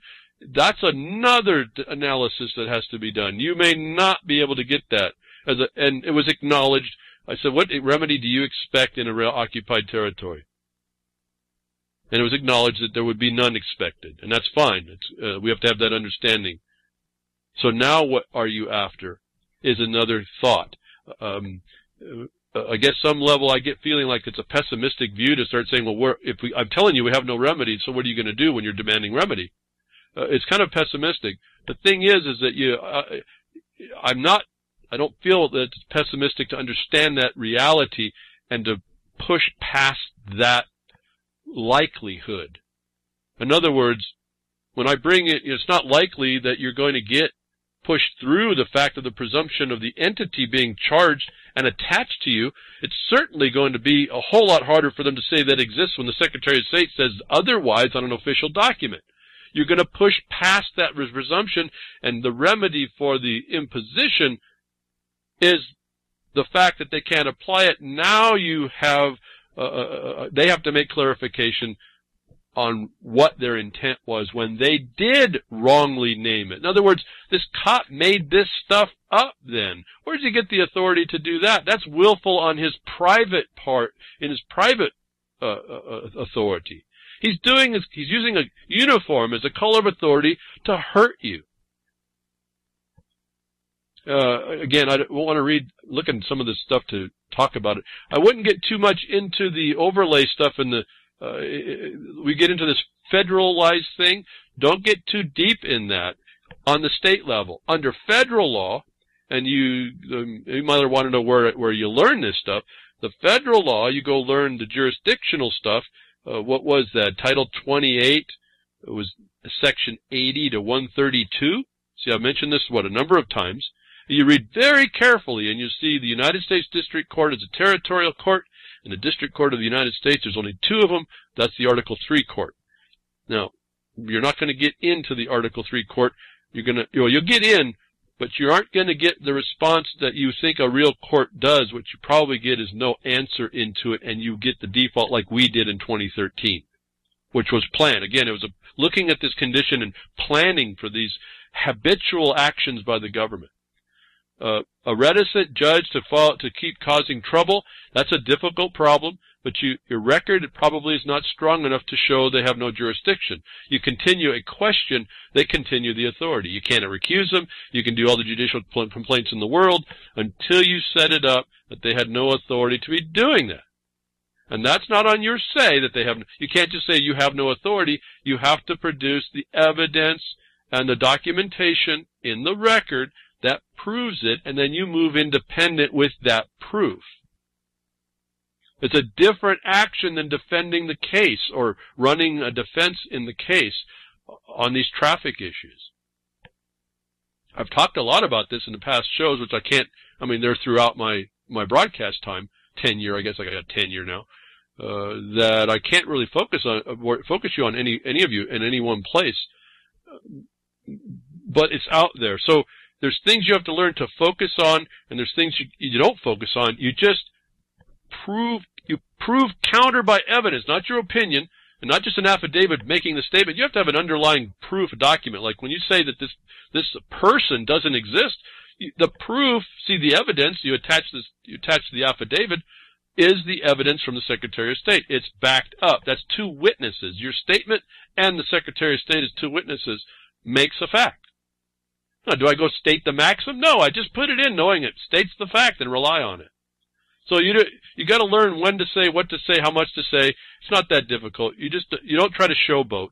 You're focused on making a record that's relevant to what your point is. And your point is to show you either didn't get involved, or when you got involved, it was under some kind of a deception of some sort. That's the affidavit for your rescissions on the codified things, or the outright when you don't have and they beat you up. They didn't have an authority. They didn't have an authority at all, and that's how we were able to run through and get the record made without remedy. Get a record made that it's not opinion that you're dealing in a organized criminal plunder racketeering system. And I'm not. You notice I'm not really speaking to the federal problem or the state occupied problem with the Bar Association. I'm trying to focus directly on the evidence of how the system works and treats to make the evidence a simple and clean way in to show there is no authority, not leave it to a question like asking for a verified complaint that may never show up. Put a termination time on it and bring that as a presumption it doesn't exist, and you're innocent. See, a plea, if you went to plea and you didn't do these pre-plea remedies and avoidance, they may take all the time in the world. You may consider, I'm not saying do this, you have to really, again, consider deeply what your actions might cause. The worst of it is they come after you. And that's why, again, you don't have a residence address. You fill out a residence address, they know right where to come. I've talked all about this. But you be careful on them wanting to silence you. It's not a fear. It's an awareness that could happen. You can circumvent a lot of that if you sent the right notices into the right place, and at least make the record, and then again, in backup, have that habeas maybe sitting there. You don't want to send it to the same jurisdiction that you're doing it. You want to send it to the other jurisdiction and hope you get something there. Again, nothing's a silver bullet. A thought crossed my mind on another question, and I don't see it now, but again, there's nothing. Everything has to be thought out about a ramification on what they're doing. In this video that we were talking about, that she's done all these things. The problem is, I'll tell you, I know lots of people that have done all those things and more. We aren't getting the states to acknowledge that there is any administrative connection, even though there is. We put in the fact that there's no person to be filing a suit, and the paperwork behind that there can be no verified complaint.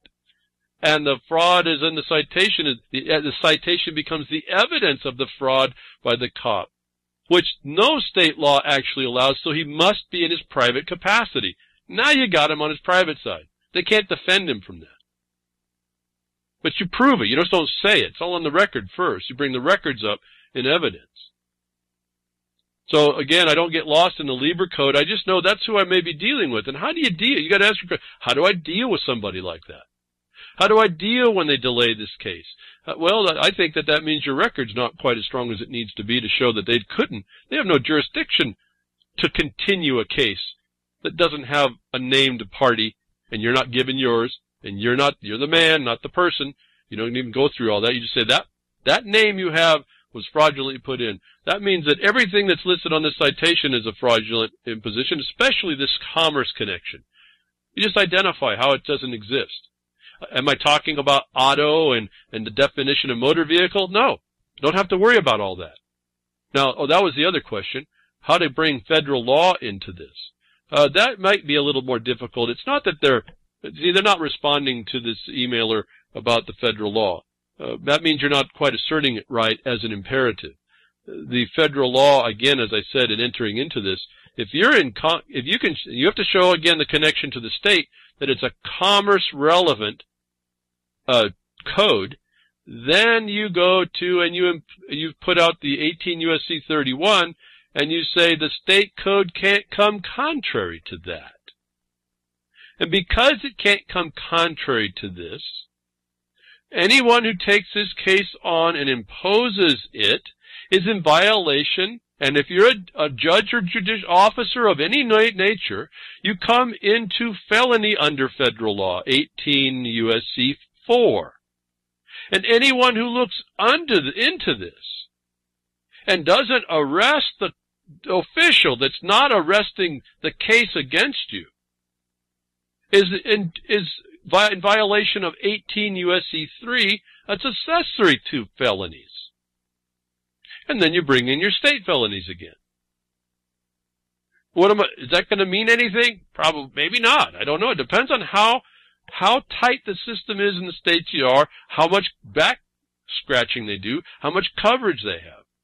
What you are doing is making a record that shows there is no valid complaint, there can be no valid complaint, and everything that's been done is a crime or a felony. Why do you stay on the felonies? Because those are supposed to be a 100% prosecutable by the district attorney, who happens to sit in your traffic case as this maybe in your paperwork. They'll say that the prosecutor has actually charged you. Now, how did the prosecutor charge you without witnessing anything? He's a part of it, or she's a part of it. You bring the same paperwork up against them.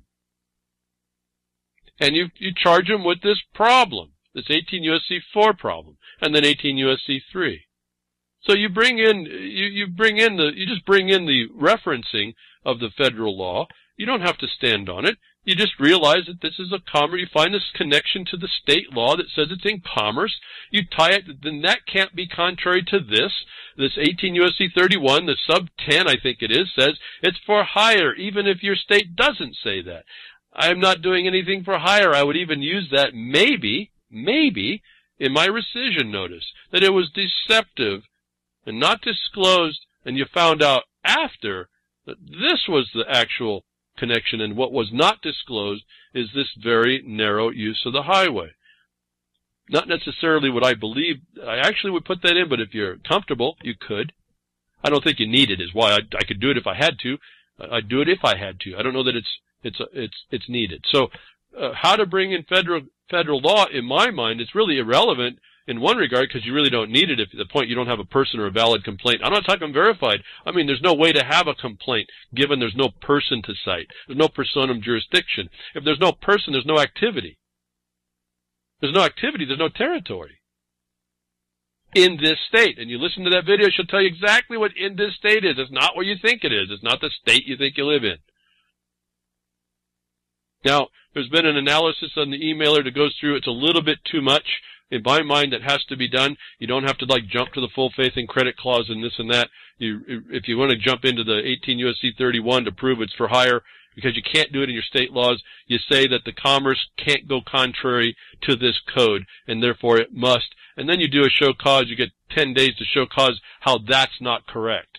So what have I done? I presented the law, did a show cause. They don't want to show it. I have the demand then is that if there's nothing shown within 10 days that this case shall be dismissed, or the officer not dismissing is again in violation of 18 U.S.C. 4 for fraud and other things. And you get deprivation of rights there. I can go on and on. I don't want to get too lost in that part. So again, there's so much you can do. There's so much that is done against us wrong. There's so much that's ignored by these people in costumes that you and I don't have the force and power to do more than my mind is to make the record of the complete criminal nature of the organization you're before. I don't necessarily think you have to get into telling them how much you know about what they are. That they're usurpers, occupiers, it doesn't matter.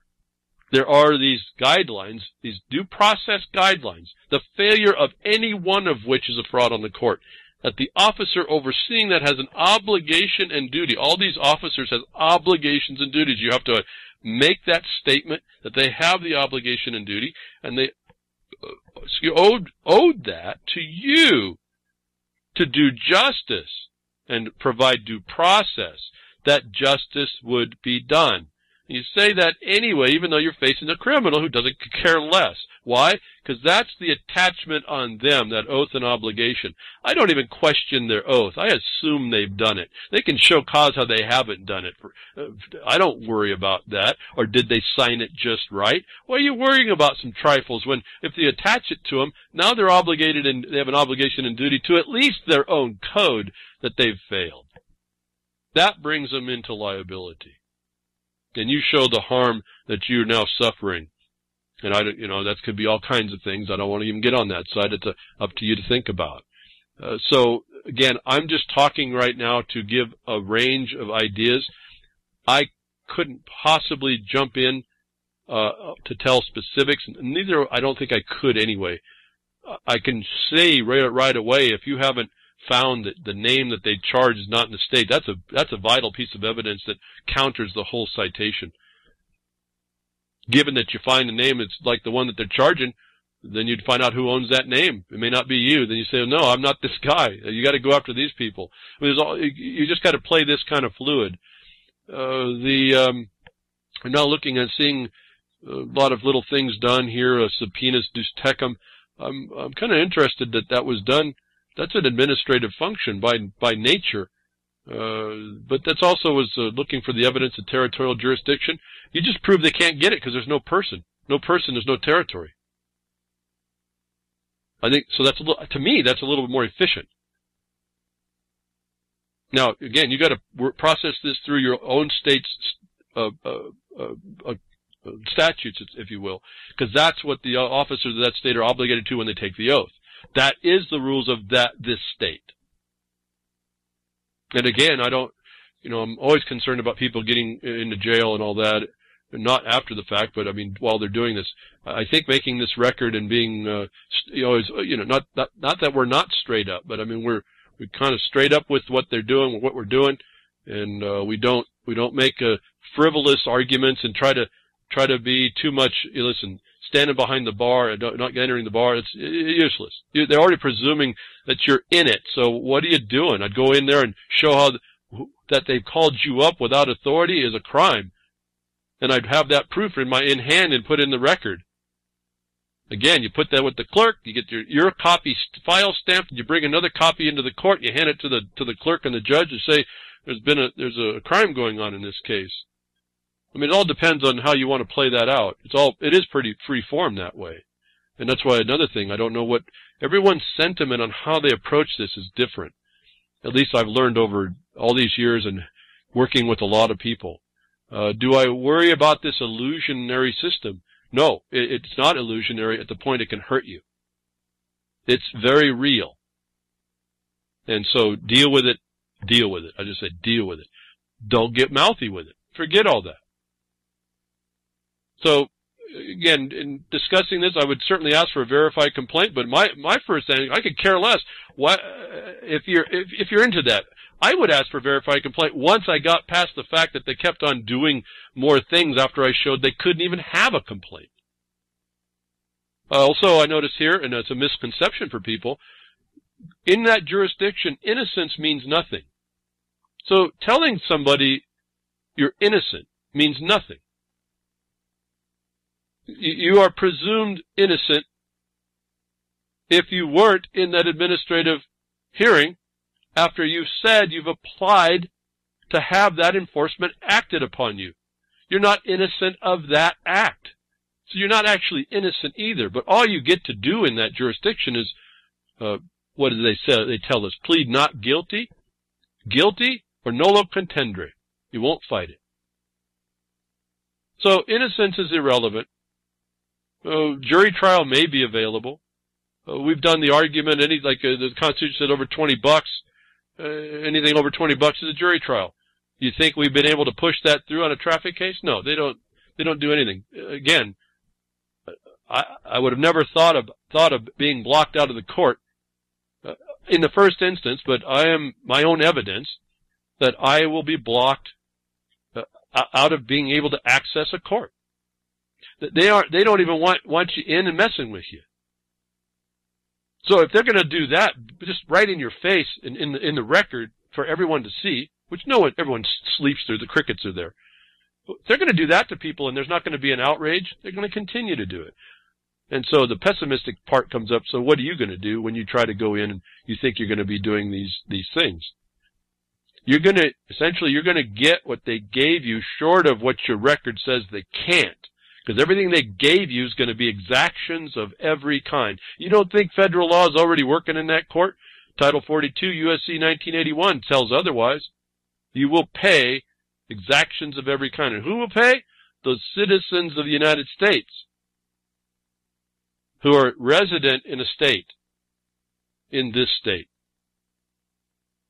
So I'm looking here and seeing that this has been held off because this judge is having trouble with this case apparently, and the recusals and all, and they keep putting everything on motions calendars.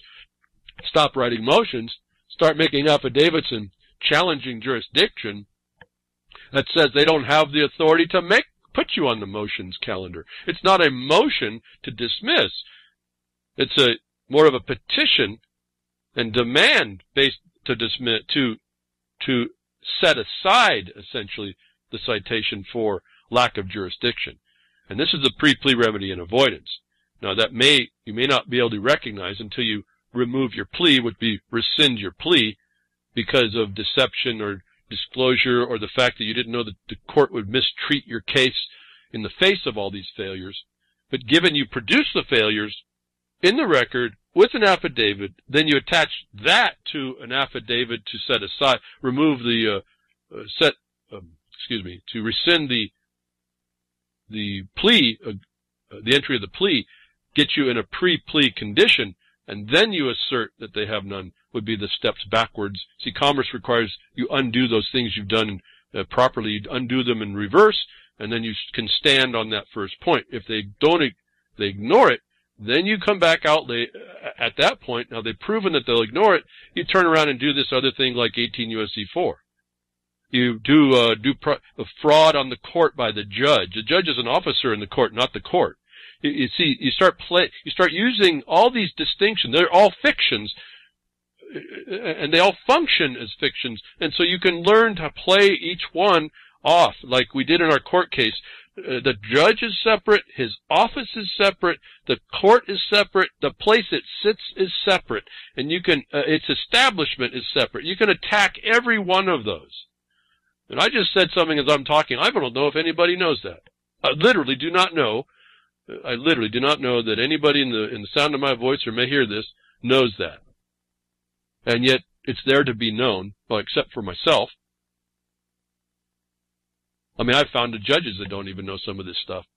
Well, where'd you find that? Is what they want to know. Where'd you find that? And then they try to pigeonhole you into something that they don't recognize or some court case they need to hear, and your vested property is before every court case. They don't have jurisdiction to inquire on the question. You have to voice it. You have to have that word in your mouth and say, well, that question's irrelevant and pertinent and immaterial to the fact that you now have no jurisdiction. Doesn't matter where I got that. You see, the presumption is, actually in law, I'm free of that. They presume that it's attached, but when you come back with the first evidence that it can't, the burden now flips immediately to them because you are innocent, even of the act now that allowed them to do what they did. If that's not, you can't say that, you have to produce that into the record. And so you go after all this paperwork, it can be addressed, and it has to be addressed. And it's addressed in different ways. And maybe not so easily as a blanket statement to all of it, or any of it. And I really have trouble. I'm kind of hesitating. I keep thinking about this, and I'm really hesitating in giving any kind of discussion on this, but it's so important. Combined up with the amount of people that are interested in that video, or seemingly so, and someone so-called drives without a license, that's completely wrong. But anyway, you know, she's traveling on the road. You don't miss the fact that she's been beat up. You got to be able to understand that's coming and how to confront it. She doesn't tell you any of that. Whether she even knows it, I don't know. What I'm suggesting is the next step to start getting the record showing that they don't have authority at all to interfere with your private nature, your private goings-on. and they didn't have an authority, no matter what they might consider, even if they were the state itself and not an occupier, they don't have the authority. The other side of that is to bring up like that property grant highway law that says there's no right to impose a code on my use, my congressionally granted use, is contrary to that federal grant and void. Just go find your state court case that says acts of the state contrary to the congressional will or purpose are void. Just pull that out as a reference and have that available. Don't stand on the facts of the case, just the principle. Go find it in some statement that's not a court case. Your court cases are going to kill you as well. I don't like using any of them. I'd probably use them in the secondary. I'd put out the paper. If they try to come back, I'd say, well, wait a minute. You clearly have guidance in this case from before that said that you can't say what you just said. So now what you've just done is another fraud. So again, be careful about straddling the line about being licensed and then saying you're not in commerce. Understand, again, as I've said before, you'll see the definition for permits, registrations, certifications, and licenses are permissions to pursue a trade, occupation, and profession. That is the ones in the state. If you're not doing any of that, the license is not needed. But you can't take the license and then say you're not doing it. In the case of the travel and then going into traffic, which is commerce, they have made a provision for your non-commercial activity, and therefore you have no way to get away from that while they have on record your assent and consent by their acceptance of your compliance that you apply to yourself the laws of that state and for enforcement. You've confessed yourself out of a whole lot of defenses. That's why you go back in, notwithstanding any license they have, you go back in and say, well, there was no person liable. Guess what? It impliedly says that the application you have wasn't you. That license that you filed went in the motor vehicle department. That's a satellite office of the Secretary of State that's doing business with the state. It doesn't exist either, actually. If it doesn't exist, then what's the license? The evidence in your pocket that the officer believes he said, whether or not he's there. Whether or not the prosecutor could say anything. How could the prosecutor witness what could not be? You eliminate all of that. You don't even get into the discussion and argument. You don't sound so smart about all the stuff they're going to deny in you anyway. You're going strictly on the procedural requirements and that they have not been met. And then more importantly, what I think I brought to the table of all this, you prove that it could not be met. In other words, yes, what's your subject matter jurisdiction, Mr. Uniform Costume Man or Woman? And they go, I don't know. They don't even have a mistake they can make. They don't have a belief in a law they can make an error on then. Is that a silver bullet? No, but at least it starts to set the record of what the problem is. Whether they know it or not, whether they're going to give you qualified immunity on their ignorance, or whether or not they're honest in helping you and did it wrong. Which I don't know many people that really have that happen. Any imposition, interaction with the government, at least in these last decades, has been by a terrorist. Now, do you call them a terrorist? No, they'll laugh at you. And they'll I don't understand. Just go to see the judge. I'm just take it up with the judge. How many times have I heard that? Well, I learned a little bit after that. Well, if you start putting a law on them, that's what I'm going to say. I'm going to take it up with the judge. Now, you got to answer this question now. That's what we're going to take up with the judge. And I've developed this word in my mouth, as I call it. It's this understanding of how the law is to be applied and how they're circumventing it with anticipation that the people that they say you're going to go to, those authorities that are in robes and costumes, are going to be the decision against you. And I defeat those guys too. Now, do I defeat them in the sense that they're going to, okay, you got it right, we give up? Are you kidding me, folks? That's how bad it's gotten. And what best you're going to get is like this woman not being harassed. The friends of my friends that do this are not being harassed. They're being left alone. And as long as the local sheriff can go plunder from all the stupid, ignorant people that are probably the worst off in the society, why they don't have insurance, why their cars are all beat up, why their headlights are all out, why they get picked on, why the sheriff can make millions of dollars a month on these people. That organized racketeering thing goes on. They just leave a couple of you all alone. And it was never supposed to be here. So, I don't know what more I'm afraid to not afraid, but I just hesitate to go on more. Today is just a lot of ideas on what you have to, what you can think about when you're developing, before you even get a ticket. And that was another acknowledgement, always coming after the fact of the wrong that's happening to you, and then you have to engage. If you don't set up this thing in the front end right, you're not going to have a way to go after them, even if to tell them the porcupine, where you just keep attacking them because they keep holding on to you, and you keep wounding them, and you keep the embarrassment on them because you're persistent. You're not going to let this happen to other people. But you still have to have your record more right than a question or wrong, certainly.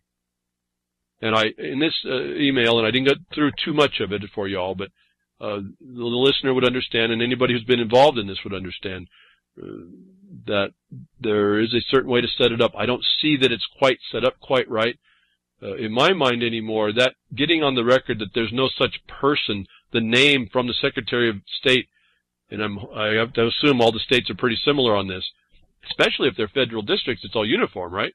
So this makes it easy for us. If you haven't got that evidence in the record, right off the bat, we're kind of backing up, because the presumptions will work against you. And anybody who's been doing this study, the presumptions, every presumption has to be rebutted. And that even may be the ones you don't even know. Now, how do you battle that one? You have to understand, I guess I hope you would appreciate what it takes to really think about this, how these evil geniuses set this cage up around us, a mental and physical cage, in ways that we really don't understand. And so we think we're thinking about it. We think we have an answer, and it really, we're 2 steps, 3 steps, 4, 5, 6 levels deep behind what has to happen. That I sat back and looked at this and watched the system, watched the beast, the creature respond to many different people, and took as good a note as I could, and then started saying, how do I get even through what I don't know exists? And part of that answer was, I just remove everything they need to exist. And if they need a person, a name, I want to remove that. If I remove that, they have no personam jurisdiction over anyone in front of them. In the States, a little bit more tricky, but if I've got nobody stating an application of the enforcement of the code upon me, I have no territory I'm taking up in the state either. That's a side territorial, a collateral attack on the territorial nature of the jurisdiction of the venue that you're in. And I say that word venue, all of a sudden now it triggers. Folks, do you understand what I'm saying? If you don't, that's how far away from being able to deal in a country that you thought was free, and be able to fight for be free, and how far away we are from maybe actually getting back to that part that was the good part. Again, the government is this framework. In fact, I think that lady says it to Jacques Fig. I think she says it. The government's just this framework. And she says this structure. Stop focusing on that. It's just a lot of wasted thought. I have to agree with that. So I agree generally with what she was doing. I agree generally that she's been through all the hardships. I will have to give her a big kudos. She's the first woman I've ever seen engage these people this way and actually prevail against them and not go crazy. And that's not a slight to women. I think there's a whole different psychic thing that goes on in women against this system. But this woman has done it correctly. I don't know if it's because she's a foreigner, came here to the United States and started seeing it and just wouldn't give up or what. But she's prevailed, where I've seen many good women go, literally, they go nuts. Now, I didn't hear a lot of horror stories from the one where she has had her cars crashed and windows busted in and beat up and thrown down and tortured in jail. I don't know about her experience there, the women that I know that tried this, and you see the bully and brute the cops are on a woman's, bearing, that comes against them. So I don't know if she had to suffer all that, and I'm not hoping that on her, but she has fared very well to come through this, maybe even better than maybe most anybody that I've seen. She still has a big smile and a big laugh in her, which that kind of went away from me a long time ago. And so at that level, she's even better than I think I would be. Although at some level, I'm laughing all the time. The biggest joke against us is we allow this to continue. And I look at thousands and thousands, hundreds of thousands of people, maybe the millions and the billions across the world. We let it happen to us. It's astonishing, just astonishing. So I think from this standpoint, there's not a lot more I can really order. There's not like a thing to do. I've given some ideas.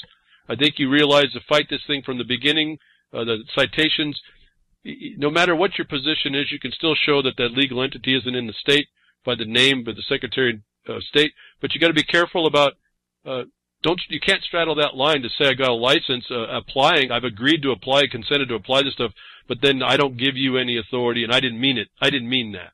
If that's the case, there's a legal, lawful remedy in the UCC called rescission to eliminate that conundrum for them, because you've caused that as well. And you then set that stone. And if you're in there, then additionally, you should get some declarations. I would try to get some declarations, self-evident, at least on the record, that it means that there is no jurisdiction and that the officers of the state have no authority to continue to interfere with your right to use the road, use the highway as Congress intended and conveyed. So tie it to an authority outside of that, whatever state you're talking to. So I used to see as they say your dual citizenship, the national citizenship and your state citizenship, where I used to look at this and say, well, that's stupid. Why would we want to have more jurisdictions? I've learned about this problem, and now I can use the fact of their difference against them. Or at least so much on paper, and in mind, I'm settled. I'm certain that's what's going on. And they have no answer for a lot of this. It's not about how much you know and how much you can profess to somebody, how much paperwork you can write. It's about how little you say to do what has to be done relative to the impositions on us. And I hope that's going to do it for us today. Right now, I hope that helped out. We can continue discussion or dialogue as we will.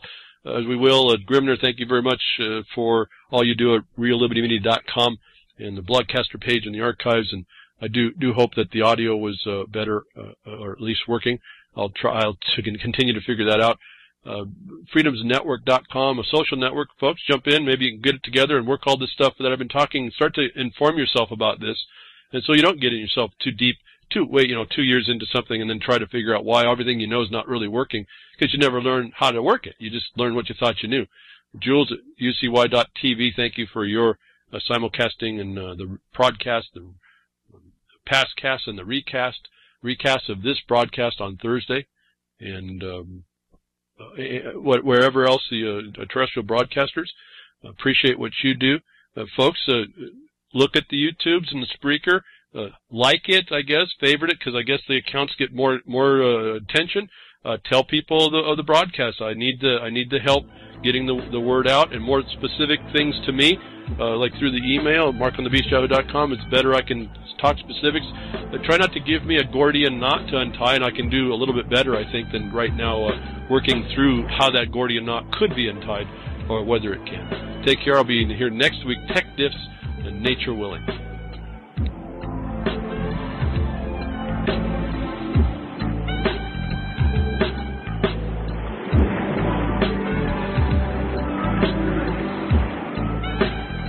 Well, that's another lesson. I hope with today's information you can take it to those that misbehave. From behind the woodshed, leaving his mark on the beast, this is Hal Anthony. Till next time, journey with purpose.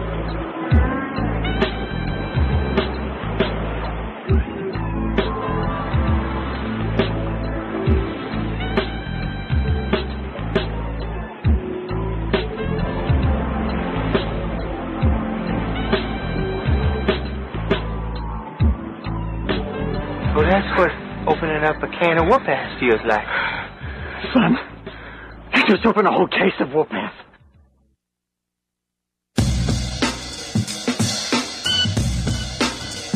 My name